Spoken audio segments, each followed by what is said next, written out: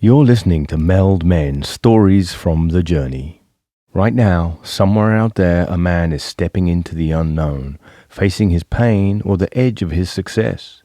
He's breaking through his barriers, shedding the armor he was told to wear, and choosing vulnerability over silence. This podcast is about that moment, the turning point where real transformation begins.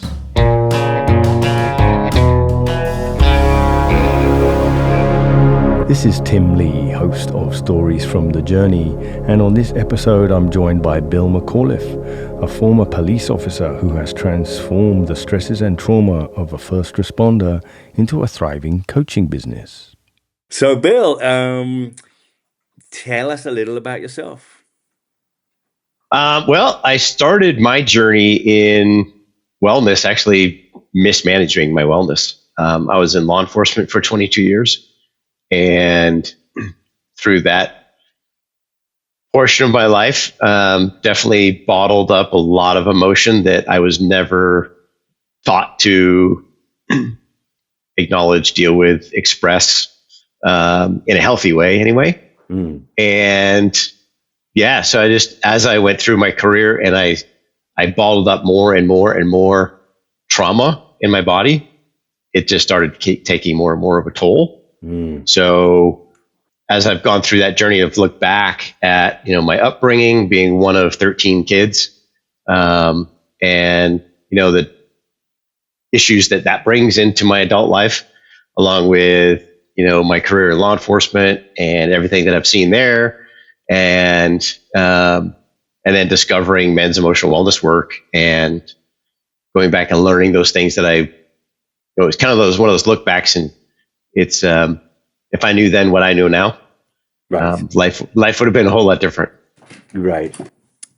I mean, there's a lot to get stuck into there, but was there a moment when you realized that you needed to step away from law enforcement? Yeah. For years I had bottled it up. I thought I was tough. I was the go-to guy for everybody else, but I was not doing enough, maybe if anything, for myself. And the weight of the career and then a toxic work environment with toxic leadership just brought on all the stress. And legitimately, my doctor pulled me aside and said, if you don't leave this environment, it will kill you. Wow. Yeah. And at the time I had say it's a dangerous job, right? But yeah, and it wasn't just the bad guys I was worried about. It was the toxic leadership and everything else that I was coping with, on top of everything that I had bottled up for years that I hadn't dealt with. It was starting to really fester and impact me, not only emotionally but physically. My physical health was going down the drain, and it literally took my doctor saying, "If you don't get out of that environment, you don't change things, it will kill you." Not it may. He was very definitive. Right. And, at that time I was, a single dad. I had two little girls that I had to raise. They were 4 and 9 at the time, or 5 and 9 at the time. And, he got my attention. So right. That's where things shifted for me. Yeah. And so what were the first things that you did? You step away from work,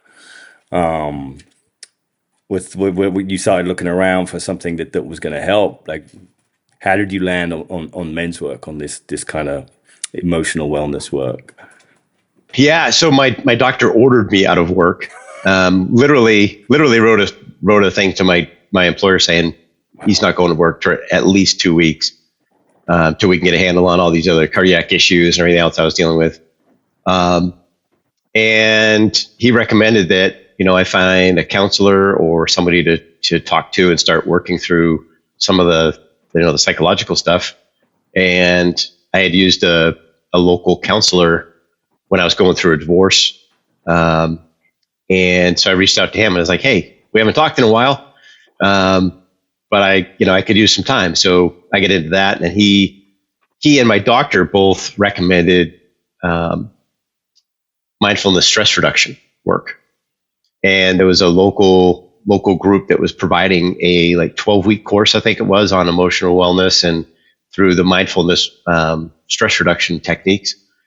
And they both recommend that I do that. So like, well, I'm not working and I definitely need some help. So I got into that. And then Owen, I met Owen and Sandpoint Men's Group here in Sandpoint, and jumped feet first into wellness work after I realized what it was and how powerful it was, and how transformative it was for me. One thing that I've noticed is the sort of speed at which the work works is different for every man. And for some, it's a real slow burn. It's a long, slow burn. And for others, it's almost like an overnight transformation. Where do you fit in that spectrum? Yeah, for me, it was more of a roller coaster. It started off at a real plateau, and I think that was mostly my own apprehension. I was a cynical cop, and I didn't trust anybody. If you hadn't gone through a few doors with me and been through a few foot chases and fights with me, I didn't trust you. So getting into that group and, being aware and starting to trust people was a real slow burn. And then there were some breakthroughs, stuff started bubbling up for me as I'm working with other men. And as we talk about in our men's group, as while one man's working, we're all working. And I started to feel what was going on in me while I'm listening to other guys talk about their lives and how the parallels were there for me. And so I started trusting it more. And as I started trusting it more, then I started feeling more. And I started getting real curious. And there were times where it was a little overwhelming, and a little bit scary, because it was something that I hadn't felt before. I had never been taught to tap into my body and actually feel my emotions. And then, later on, I would say in the first year and a half, I went to a weekend retreat, and a couple of guys led me through a really, really, really powerful somatic healing journey. And my body just processed out a ton of trauma. I mean, the shaking body, tears just running down my face with no apparent reasoning behind it, breathing super erratic, and it would come in ebbs and flows. It would come in as a real powerful wave and just rock my body, and then it would kind of slowly work its way out, and I would settle back down, only to have another wave come in again and work through it. And it was about 35, 45 minutes worth of work. And Tim, I'll tell you, when I was done with just that brief period of time of work, I felt like I ran 2 marathons and swam the English Channel all in one day. Yeah. My body was just spent. I had nothing left. Yeah. But man, what a shift as I went through my days and weeks after that. Prior to that, I had coped using alcohol. And after that weekend, I went for about 7 to 10 days where I suddenly realized I haven't had a drink. Right. They didn't even seek it. Yeah. And so, and then, there've been times where it's like anything else you do in life as far as a skill. You have those tough climbs, and then you make great breakthroughs, and, are really good at it. And then you really push yourself. So now it's even harder, or maybe you slide back a little bit. Wellness work is kind of the same thing for me. Every now and then I'll get in to feel like I'm in a plateau. And the beautiful thing about doing this work is I can ask the men in my group to push me that much harder, or to really like not let me plateau, like take me deeper. And I fully trust the guys in that group, and they'll take me deeper and help me move on to that next level, whatever that might be for me. Yeah, that's fantastic. Something that I need to remind myself of is you get this feeling that you're going around in circles. It's like, I've been here before, I thought I was going somewhere. And just to be reminded that actually we're moving in spirals. Yeah. We end up at the same place, but from a different angle, and hopefully from a slightly elevated angle. We just come around again to the same stuff, but it's, we're working at different levels every time we come back. I tell people it's kind of like reading a book, right? You can read a book 3 or 4 times, and things that you didn't get the first time you read it, you might pick up a few things in the second or the third or the fourth. So it's kind of like reading a book, kind of that same thing, the spiral of or rereading a book or watching a movie again. You know, you see things a little differently from the last time you did, and you get a little bit more away from it. And sometimes when peeling the layer of the onion back, right? Sometimes those layers are really thick. Sometimes they're like paper thin. Like, yeah. So. Yeah, you don't even know it's a layer and it's gone. I'm curious, so about your experience, at this first men's retreat. It sounds, very physical. And while you were in it, did it feel emotional? Were you aware? Was it like, oh, my dad, my buddies, all of the things that traumatized us growing up? Were you aware of what it might be, or was it really just a purely like physical process? That first one was focused on traumas from my law enforcement career, 2 specific incidents. And so, but it wasn't like revisiting it. So it wasn't re-traumatizing at all. The guys that led me through it, know how to do their work. It was very somatic. So it was from that third party perspective, like I was watching myself from a third party perspective. So not reliving the event, but feeling the emotions, going back through, the event itself. And kind of like we were just talking about, kind of seeing it from a different perspective. And then just letting my body do what it hasn't been able to do. Like I just choked all that stuff up. Yeah. Right. The emotions of, seeing an elderly woman gunned down in her front yard, while she's just like literally standing out in front of her yard, watering her flowers, waiting for her nephew to come pick her up for dinner. She gets gunned down in her front yard, and I'm the first guy to respond. I'm the first one on scene. I'm less than a minute away. I mean, literally the bad guy drives away as I drive up, kind of thing. And, going back through that event, I had stored that inside of me and never processed it. So going back through it was just literally looking at it from a third party perspective and feeling what my body really felt at the time, just stored up. Now it's just like, just let my body process it. Like, and that's the amazing part. The body knows what to do. Right. Absolutely. If we just let it, what we've taught ourselves, especially in our culture, is to fight the natural process. So it was literally just them walking me back through and like letting me feel the feelings that I felt back then that I hadn't recognized, and named. And so, I mean, the tears and all that kind of stuff that came through didn't have like an emotional charge to it. It was literally just my body releasing what it had been carrying for 10 years or more, 12 years. And can you talk a bit about the kind of before and after then? I mean, we're getting an idea of the before. It sounds like you were, given a letter from your doctor. It's like, get out of there before you die. And you're clearly not dead. So, there's definitely been some benefits. Yeah, it's funny because I look back and I'll go back to that shooting scene where that elderly woman was gunned down in her front yard. So like I said, I'm the first guy there. I go up and I, evaluate her, try to save her, but she's too far gone. I pronounced her dead. And then just robotically, training is okay, coordinate the other units that are arriving and get the crime scene secured and, make sure that everything's set up and just go through the process. And as I'm working the crime scene tape, people gathering and watching all the looky-loos. And I'm just walking along the tape, asking if anybody saw anything, looking for witnesses. And this young gal, she's in her early 20s, maybe 22 at the oldest.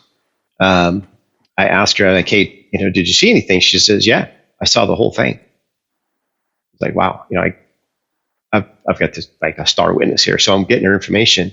And as I'm writing down her information, she says, how do you do that? And I thought she was impressed by how I was holding this 3x5 card in my hand and writing down. So being the I mean, literally, I wasn't being a wise ass. I literally thought she was asking me about how I hold this 3x5 card and write legibly. And I started explaining, like, well, I hold it like this. And she goes, no.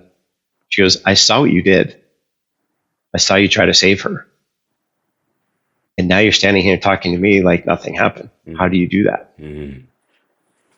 That was the one time in my career that I can remember somebody seeing through me. Yeah. Seeing through my armor. Yeah. And calling me out. And I almost lost it. I'll admit, I almost lost it. I mean, I felt this rush of emotion. And I felt myself like choking up and I was going to cry. And I stuffed it down as hard as I could and just punched it down in my emotional backpack. And it was like, that's just the job, ma'am. It's just what we do. And moved on. And I look back at that as like, that was an early warning to me that I completely ignored. Right. And my whole premise now is to help other people see those moments for what they are and not ignore them. Yeah. Because that was early on in my career. You know, I still had another, 15 or 18 years. Wow. On the job after that. Wow.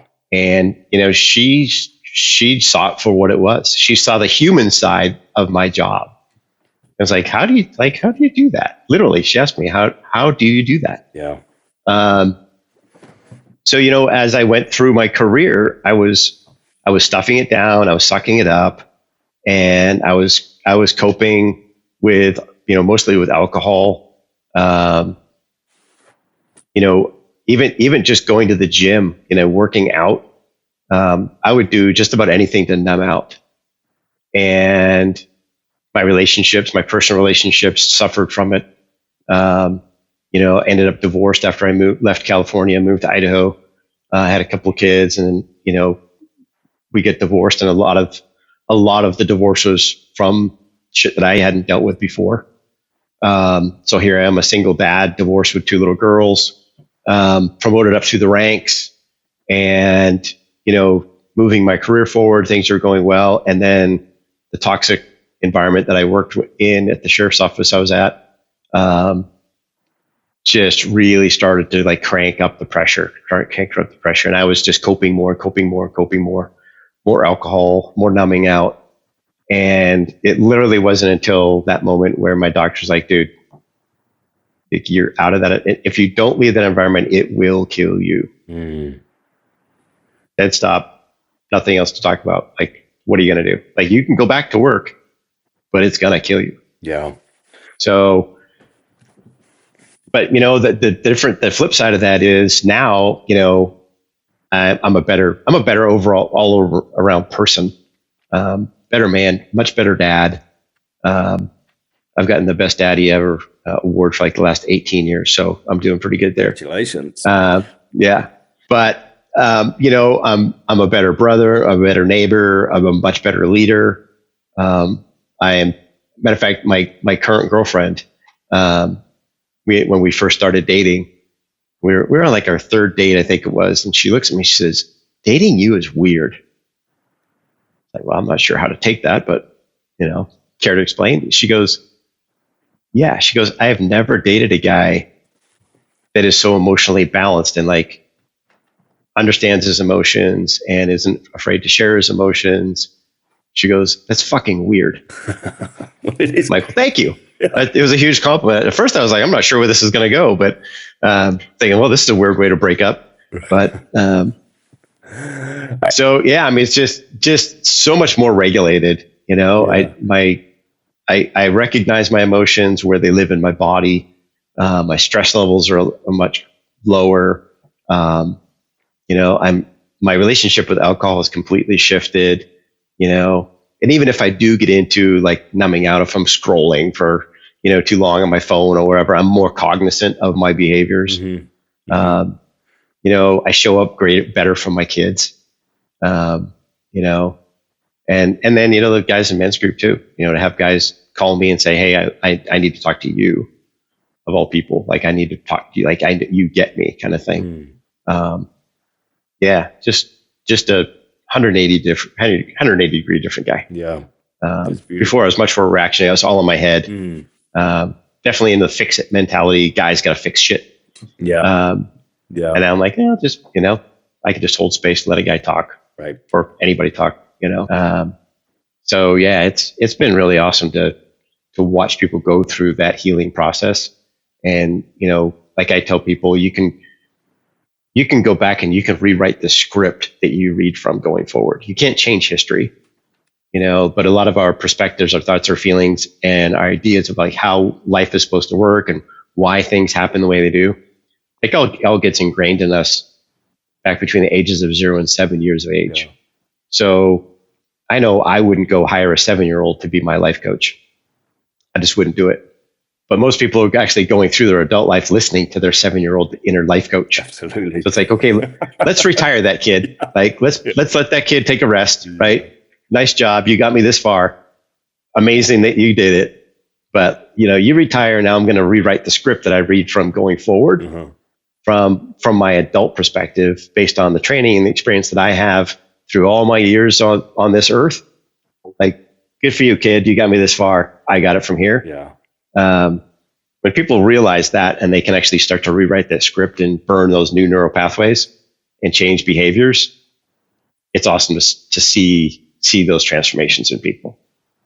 That's why I get up in the morning. That's why I do what I do. Yeah, fabulous. Well, thank you for doing that. And thank you, Bill, for being, our guest on our first recording for Stories from the Journey. Yeah, you bet. I'm honored. It's been great. And wish you the best of luck. And take good care.